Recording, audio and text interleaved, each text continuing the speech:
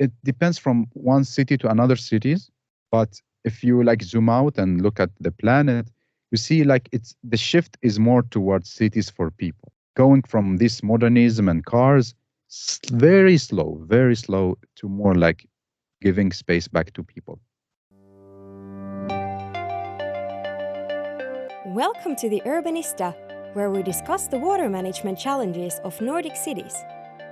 From safe drinking water distribution and stormwater collection to building sustainable urban living environments. Here is your host, Delphine Vesalo. Hey, welcome back, Urbanistas. The world of urban planning has never been so full of hot topics. Hey, sustainability, water scarcity, 15-minute city, placemaking going stronger than ever, social inequality. How many things urban design professionals need to be on top of to develop these livable cities of the future? Well, our guest today has been at the forefront of these discussing all these topics, but hey, not just discussing these topics with many different urban practitioners from all over the globe, but recording those conversations. 416 conversations to be precise. So who are you and what do you do? So hello, and I'm Mustafa Sherif. I'm an urban planner with the love with the love in making cities for people. And I had no connection with city planning, but once I watched a video of Jan Gale when I was young, and then that's how everything started about making cities for people. And what I do, anything possible when it comes to making cities, from urban planning, from community engagement, from placemaking, from a lot of things, from recording conversation and sharing with our colleagues within city making so they can also be part of this movement. So I do a lot of things, but I'm an urban planner with love to make city for people. Right. So in case for our audience, in case you didn't know yet who Mustafa is, as he explained, yes, he's a professional urban planner, but also he is the host of his own podcast, Urbanistica Podcast, and that's what I was meaning, that he has discussed and he has interviewed many people and collaborating to this effort of sharing the knowledge, really for the benefit of everybody. So, I mean, including myself, Mustafa, with your voice, you are inspiring. You are such an inspiration for so many people. But I was wondering, what inspires Mustafa to keep going on? Thank you. I'm blushing. What inspires me is when I see, like when I walk in the cities and I see families, children, people are happy when they are out in the city. And then I know that we, as urban designers and planners, we made and design good things that make people happy, that we give them better quality of life. So when I see this, I get energy. So when I go back to office and start to work or record a podcast, I know our product changed people's life and make it better. So this energy comes from people. From the people, well, better inspiration than people.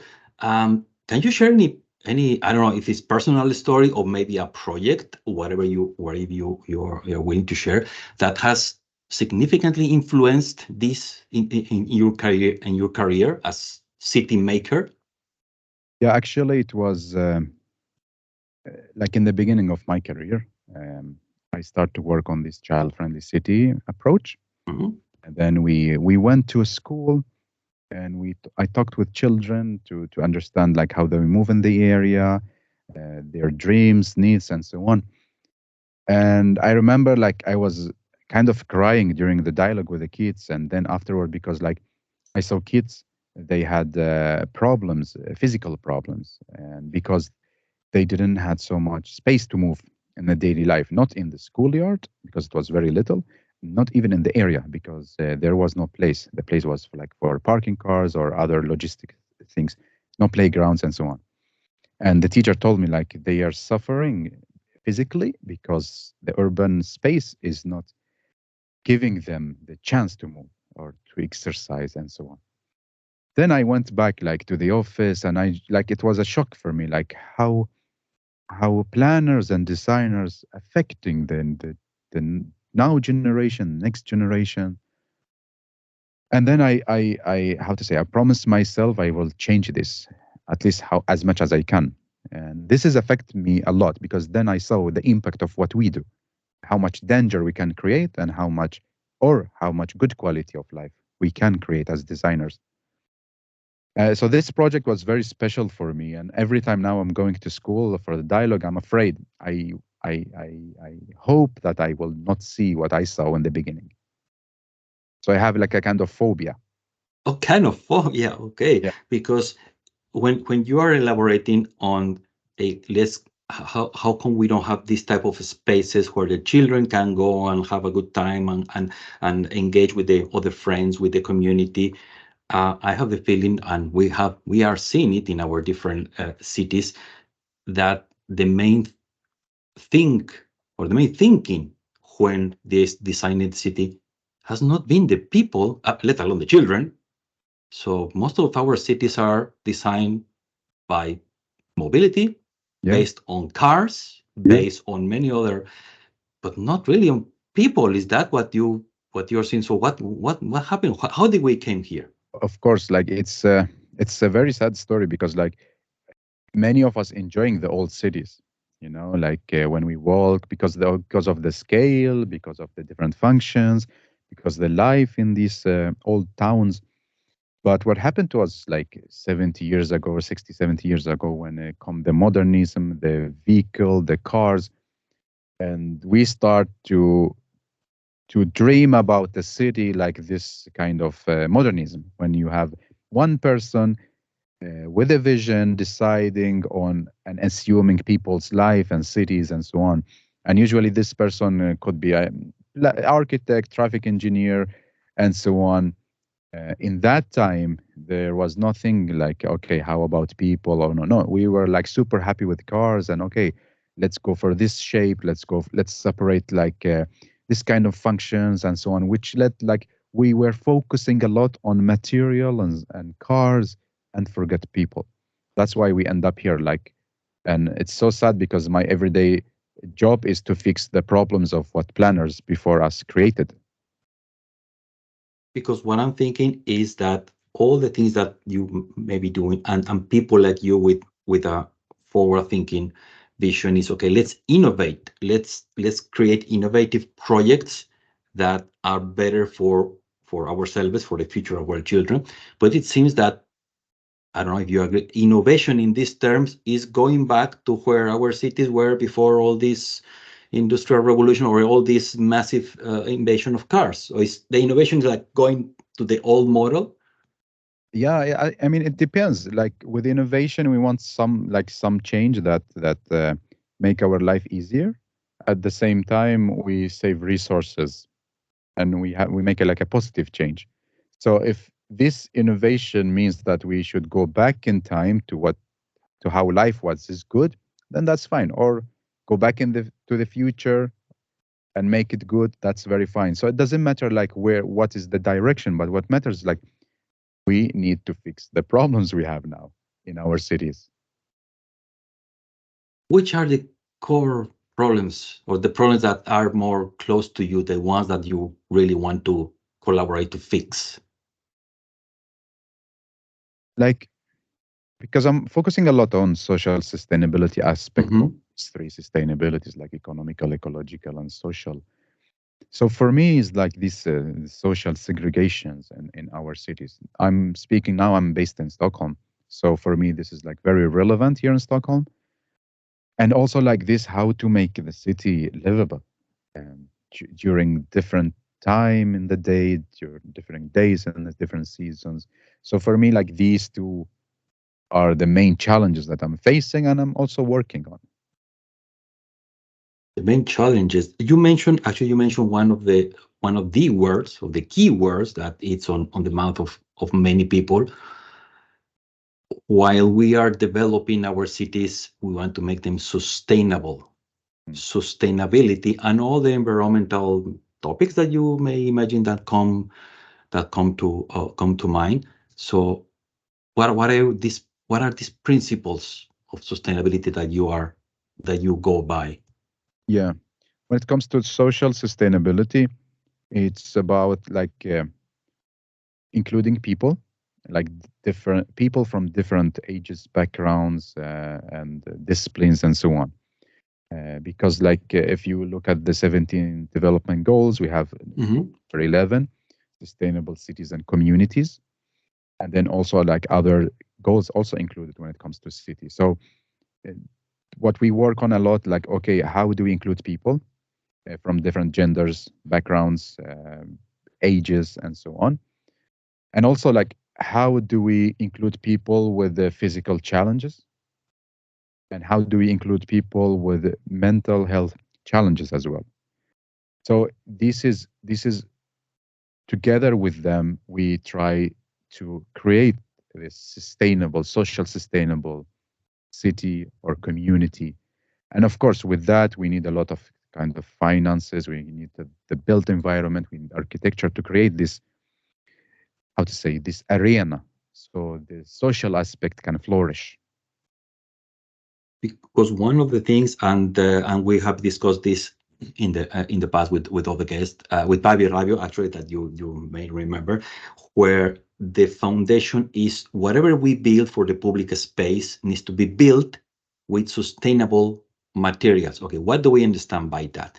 Renewable materials. In her case, that she uses a lot of wood.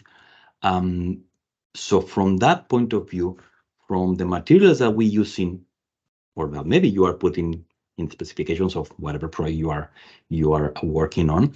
So how big of a role plays this, including sustainable materials? Of course, like it's usually when we speak about sustainability, we should work with all the three aspects. With economy, it should be like, okay, this is a healthy economy, so circular economy. When it comes to material, of course, this is like the prior, okay, to find the sustainable material. But even if we scale up, this shouldn't be on the cause of this planet somehow, or at least minimize the danger or the damage that we are causing. And then when it comes to the social, also like this trying to have inclusion in the space. But the sustainable material, this is like the big question is happening now when it comes to urban design, because we are okay. We already find a way. Okay, what are the alternative for sustainable materials? The question is, okay, how do we scale this up? How do we make it more local? And also, like, what is like the less harmful material usage for this planet? Because in the end, when we create something new, we are taking something from something else. So we are not, how to say, we are still taking from this planet.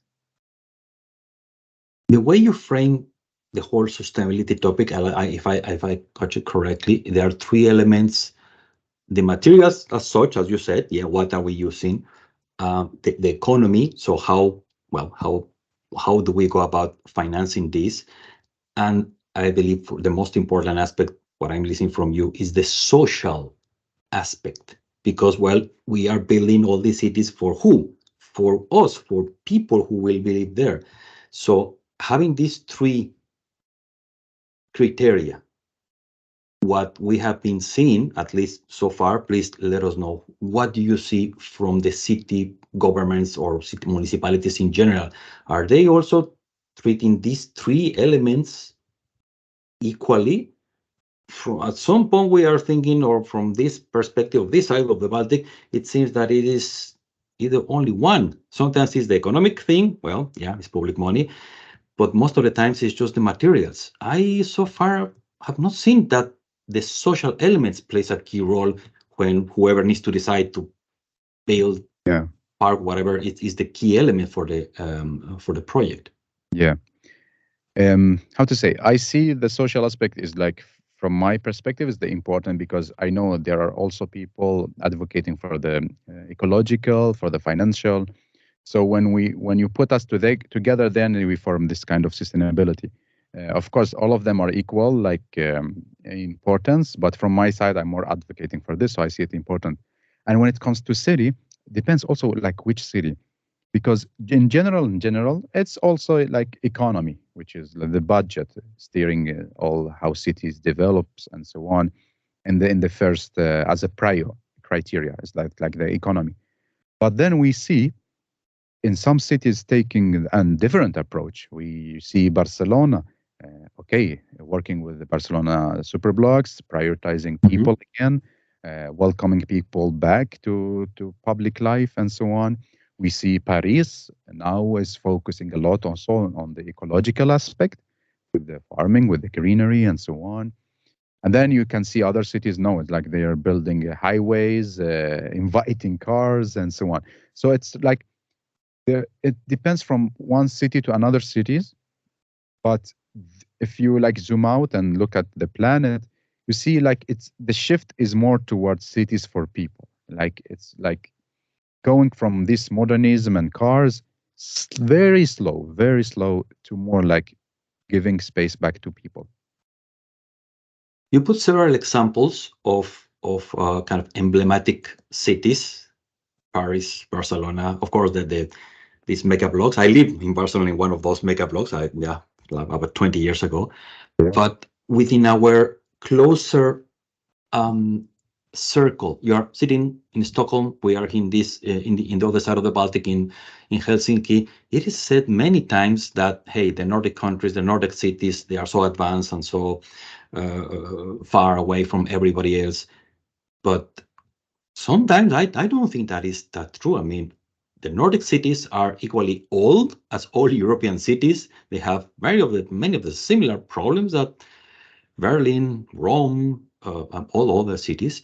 So, do you see any difference, or what is your perspective Um, specifically for the Nordic yeah, cities? very good question. And the thing is that people think people have an outdated image about the Nordic cities.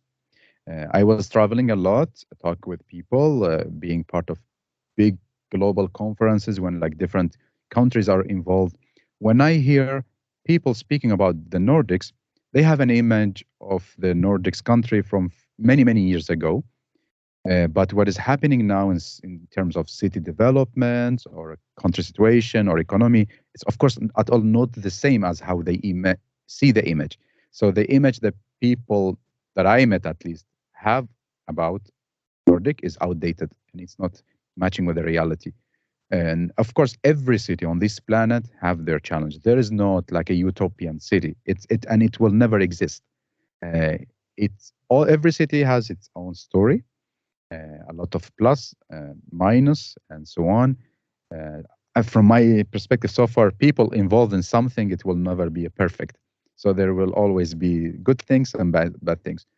Dubai has their challenges. Roma has challenges. Stockholm also, but also like I think many of us and listeners see like usually this top 10 best cities, quality of cities to live in, usually the Scandinavian cities on the in the top of this list. Yes, of course, but it's like from different filters or from different criterias. But in the ground, of course, every city has the challenges. Yeah, those famous rankings where, as you point out, yeah, more often than not, the top three, top five are invariable Nordic cities or Swiss cities Yeah, also. like I can speak about Nordic cities. Even in the Nordic cities, we are so much different. Like Helsinki, they have their challenges. Stockholm, another challenge is Copenhagen, another. Usually, people say, okay, these are like happiest cities. But when you come to these cities and live here, no, you see, like it's just like a city like other, maybe less challenges compared to other cities, but still there are many challenges. Yeah, all these things about well, not only the city, but the happiest country in the world that Finland has been now for 6, 7 years in a row. I mean, that's, I don't know, very relative. And at least here, I can tell you, Finns, every time that comes out, they just roll their eyes and, yeah, sure, I don't know, whatever think, there's the thinking outside, but yeah, we are happy here, but it's our own concept of happiness. But Yeah. yeah, so that's, I just said that maybe a bit relative. So then, which cities would you say are at the forefront? Which are the leaders in terms of creating more livable cities? If we start to talk about leadership, The Mm. ones that you quoted, Like, how to say? Like in my perspective, like I see what is closer to me, and I scan what is closer to me due to the energy and time and so on. So I can look mostly on like Europe, and can talk about this continent, because I didn't explore deeply other countries and so on.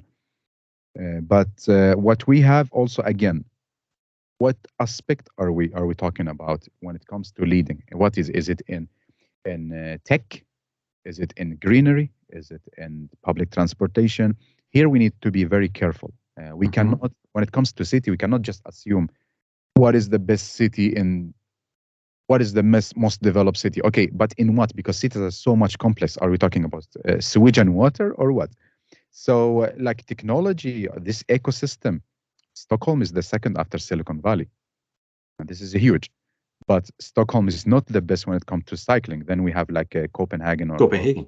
Rotterdam or Amsterdam. Are we talking about like a placemaking, this tactical urbanism? Are we talking about the greenery, or culture? So every city leading somewhere, like in some aspect, and taking this path.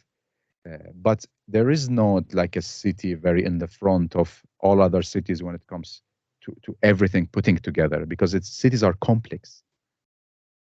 Cities are very complex places, Yeah. and now that you mentioned, because we know you're a big advocate of placemaking, with Placemaking Europe, that you have been, I believe, already several years there. Um, how many people is really adopting this philosophy? How are we at the moment? How many Uh, really are applying the principles in yeah. their new projects? Yeah. First, shout out to the community of placemaking in Europe and on this planet. Great people, very passionate about making cities for people.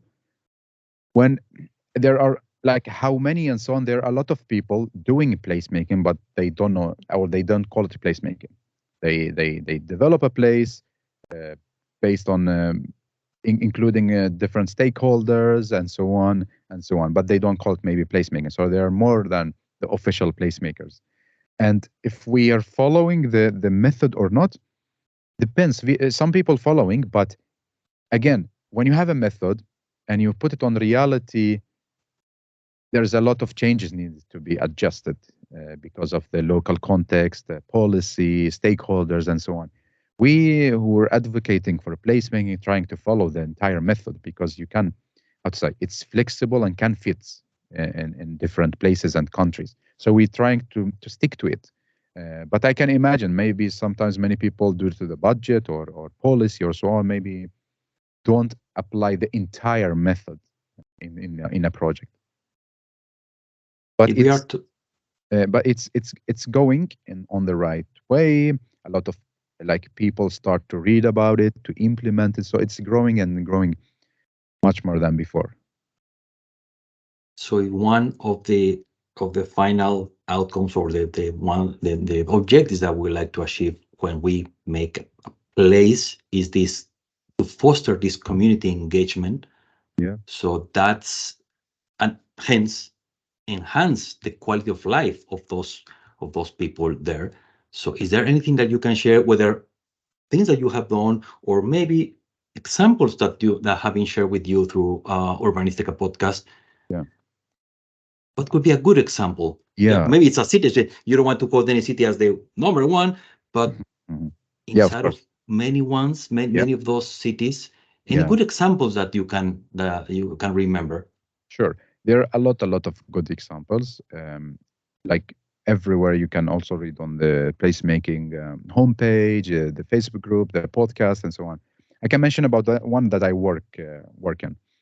There is a city here in Sweden, and they had a challenge in a big main square when it comes to like unsafety due to the different reasons.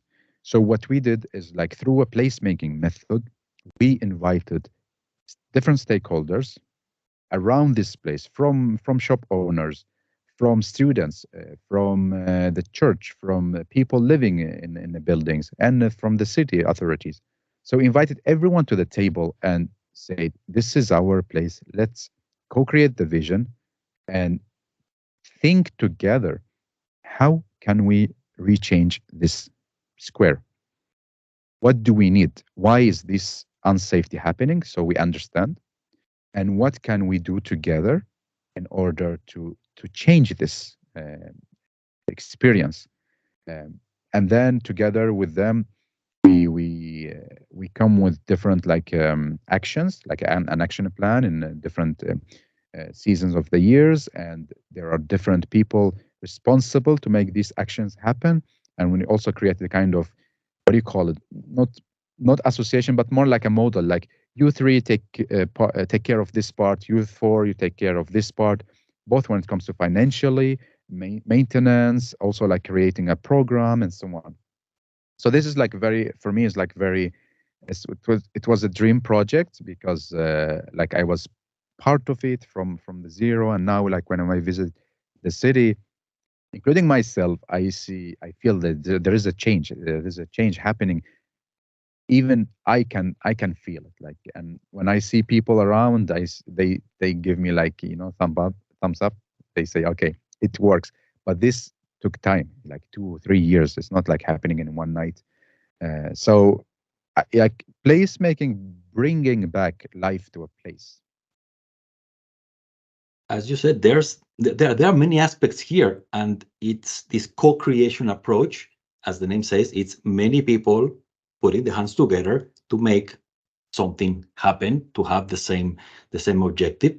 That I don't know how easy is that to put together, depending on who. I mean, the main investor, of course, putting money is the city, and if they from the city governments, they may not have that, or they may not accept that. Like, really, yeah, we can ask the people, and the people will ask us to have, well, 10,000 different things, but maybe we cannot afford them. So I don't know. I mean, we never went to go into politics, but sometimes we are facing this, like it's lack of money or budget, lack of willingness. Yeah, and lack of money, that's very fine. This is reality.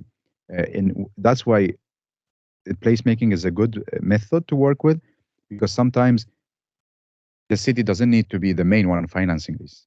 We can build a model around this place. Okay, maybe this property owner can share something. The shop owners can share something. The association maybe can do something from their part, and the city. So it's always goes to, okay, how do we together build a model so this space and place can live further? Because usually if one part doing everything, doing the vision, putting the budget, it will not be livable. Life is about when different people from different perspective and backgrounds meets and do things together. So if only one organization or one type of people, it will not last for a long time. It will die in the end. I'm sensing that, of course, your passion to put all these ideas into place and to make them work really is more like also your personal endeavor, should I say? How much of your personality do you think, or maybe your hobbies, I don't know, how much of your personal interest influence the way you approach this planning these places? I mean, like for me, it's one, like I give 100% of Mustafa when I work in this kind of a project, because like I believe this is my mission here. This is what I breathe, like I try to create something that people can enjoy it and be happy. So when it comes to this kind of projects, of course I don't force my beliefs and my opinion, because in the end, as just I mentioned now, a place is not built on only one person. It will die. So it's a mix of different perspectives. So I put my perspective. At the same time, I listen to the different perspective and see, we collect, okay, what from you, from Delphin, from Mustafa, from this organization, from that city. Together we can have a beautiful and livable place, but only from my ideas, maybe it's not suitable for the people living there. So that's why I put 100% of myself to make this project happen. And part of this process is to include other perspectives.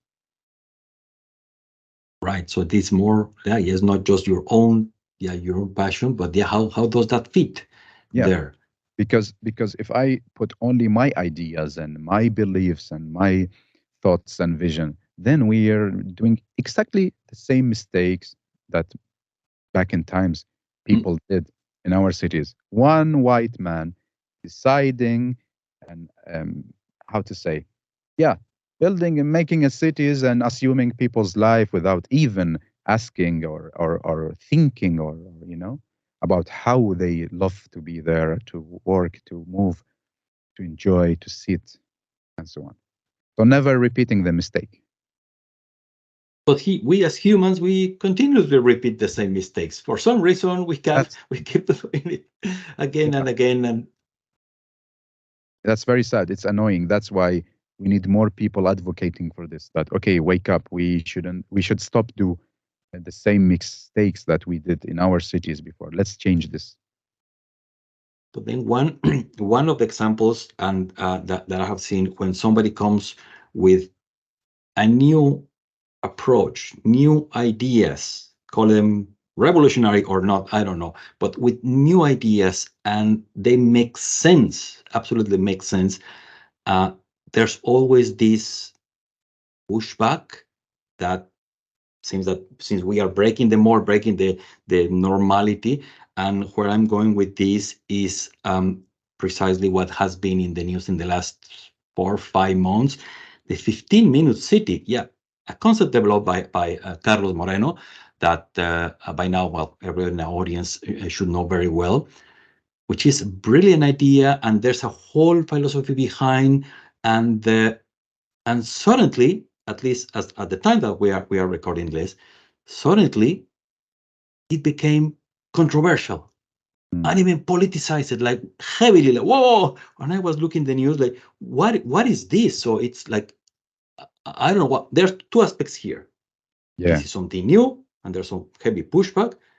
And then is it because it's at the core that the idea of the 15-minute city, or how do you see this? Yeah. First of all, I love to say also thank you to Professor Carlos for bringing this concept to our cities, and also like he has a new book coming out in 2024, I think March or May. So stay tuned. The thing is here, why people resisting or don't want this, because it's a huge change for some cities, and like the city governments or governance, they are afraid of taking this change because it requires a lot of action plans and changes and so on. And as we human, we like to be and to stay in our comfort zone. And I imagine all the losers, like the leadership, and it's not like a true leadership, who are going to go against any concept tells that we should make a city for people. So not it's not only like 15 minutes city concept. There are many others. But for me, I don't call a leadership when they say no, this is a concept. It's just like a trash talk, and no, we just do business as usual. This is not a leadership when you're not prioritizing people. When it comes to 15-minute city, I think it's a gift for us because finally we have a common language and a concept that we can sit around and talk and remind ourselves that cities should be for people and not for cars or I don't know, something else. So I think it's a good concept, and a lot of cities starting to adapt it to work toward this vision. Of course, it's not about the 15 minutes like the number. It's more about like this the principles, the services, the proximity, the time we save, the energy we save, the solidarity when we meet each other in the public spaces. So for me, I think I'm happy because during all these challenges we are facing, now we have something, some vision, some concept that we can sit and talk and dream about and work toward.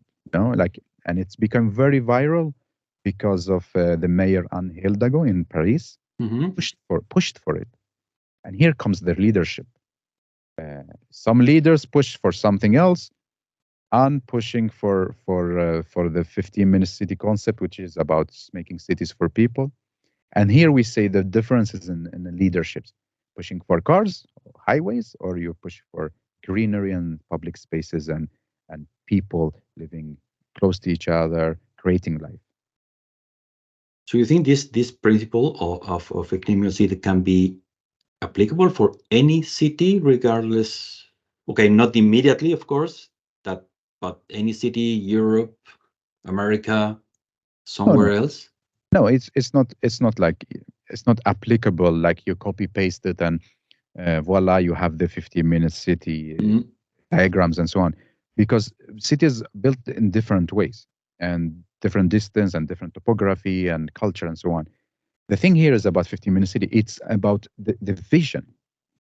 Okay, it doesn't need to be like the exactly 15-minute city. Mhm. Could be, I don't know, 10, 20, but it's about the principles that we should take. I take to Stockholm, you take to Finland and so on, to apply it.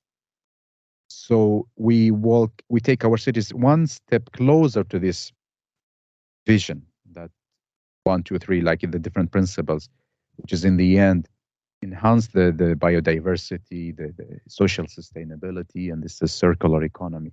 So if it's applicable in every single city, like copy pasting, no, of course not. Some cities already have this grid, which makes it easier for them to be 15-minute city. Some of the city know, like really forget about 15-minute city because like they are so much separated, like different functions, different areas. But it's a concept, it's a vision, so we can walk to. Or see how can we really adapt or apply that to our Love. reality, to our concrete city. Yeah, exactly. You are doing a lot of things, Mustafa, and as you said, well, you are hoping that you leave something that will live for a long time in whatever project or whatever city project you have been working with. How would you like to be remembered, like in 10 years, 20 years, when maybe none of us will be around here, but how would you like that the people remember Mustafa? I think for me, the most important how people will remember me is when they listen to the stories I'm recording now. So they can compare. So they can compare what cities have been before, I don't know, 10 years, 100 years, and what they achieved. Hopefully, what we are doing now is going to be good for the future listeners or future citizens of this planet. So what I want to leave or to be remembered is like this documentation of different stories of my colleagues. My colleagues, we are so busy and working in a project, 24/7, and don't have the time to tell a story to the public about what we are creating, what change are we bringing to our cities. So apart from all the projects that I'm doing and I'm very proud of, and I love people living in this area will remember and say, one day there was a guy with the name Mustafa. He did this, and we are so happy. Rest in peace, Mustafa. What I love to be remembered more is like for this collective storytelling about cities. Storytelling, exactly. When you were you explaining this, that's the first word that came to mind. So is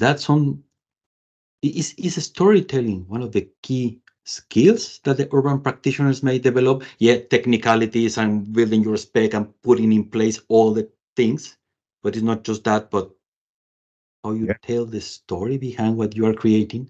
of course, of course. It's like for me, it's the absolutely most important thing because like through the history, storytelling was the connection between different nations, civilizations, and even now you see a lot of political cities and or companies selling a lot of bullshit when it comes just because they talk a lot, trash talk, Hmm. and they convince people. At the same time, people who are actually doing the real change, the positive impact, They should also be good in storytelling and tell people what they're doing. It comes from like a meeting one to one in a company talking about, I don't know, street, water, people, and so on, up to talking to the public. So storytelling, we need to tell story to communicate what we producing or what we want, so people who listen to us understand us. Otherwise, how can we work together? How can we innovate? And how can we make a positive change if we cannot like tell our ideas and communicate them and tell the story? How? How are we going to achieve the 17 goals if we don't communicate and collaborate and tell stories in a clear way so everyone understand each other? So of course, storytelling, communication skills, number one. There you go. Not just making, literally making the place, but explaining why you are doing it and what is behind, and for the community, what the community is getting out of this. Yeah. This has been super insightful, Mustafa. Is there anything that you would like to a message for all those urban practitioners out there that may or may not be that skilled in storytelling, or they are like wondering where to go, or where is there any message that you will send? Yeah, there are a lot of messages. Or maybe we keep them to two things, two messages. One, when it comes to storytelling, is about practicing. You know, nothing comes like all of us. No one was born with this public speaking or storytelling skills. It's something to practice. You know, day by day, and until you feel you're comfortable with talking, with communicating, and so on. Many people thinks like I'm good in talking and public speaking or communicating. Because And you are anyway, by the thank way. thank you. If you go back in time, I was pretending sick in university, so I don't stand with my group to present a project. So Really? I was hiding and so on. If you ask my family and tell them Mustafa now, Mustafa 5 years ago, they will tell you it's another person. But then I saw the benefit of good being good in communicating. That's why I start like, okay, slowly practicing. And now I'm here. Few years I will be somewhere, but and so on. So it's not impossible. Like think if Mustafa could do it, the one who was hiding and running away from classes and presentation, he could do it. So anyone can do it. This one. The second one is about it's not about projects, not about design, it's about ourselves. That we should reflect and understand what we want, what the value of what we create, and what is our mission in this life. That's very fine if we don't know what, but at least start to think, start to reflect, because we work a lot, different project from one project to another project. We are have busy private life. Life is like it's short and time flies. So it's good to take a moment, think, reflect about yourself, what we do, what we create, if we like this, if we don't, and so on. So a moment of reflection is needed a lot, especially for us working with making cities for people. Imagine every line we draw can have an impact on people's life later. So we should really be careful with what we do and think about it. Every line we draw will have an impact on people. Yes. Mustafa, thank you so much for sharing your wisdom today with us. And hopefully we can catch up the next time, the next year, when we have your next big project. Thank you so much, Mustafa. Thank you so much for inviting me. And I love the name of the podcast. Every time I type the name of my podcast, your podcast shows up. But so it's a good friendship. Keep up the good work. By actually, that's why I was going to close like that, because I know that you close it like that. But hey, yeah, thank you so much. And this is the purpose, or this is the reason why we started also this initiative, is to share ideas, to give a voice, to give a voice to interesting people who have something interesting to say. And this is for the benefit, of course, of our community, and for the benefit of building livable cities in the end. Thank you so much for tuning in, and see you next time. Moi moi! Thank you for listening to the Urbanista Podcast, a production of Uponor Infra, the leader in sustainable infrastructure solutions. If you found it interesting, why don't you share it with your colleagues? We all together can move our industry forward.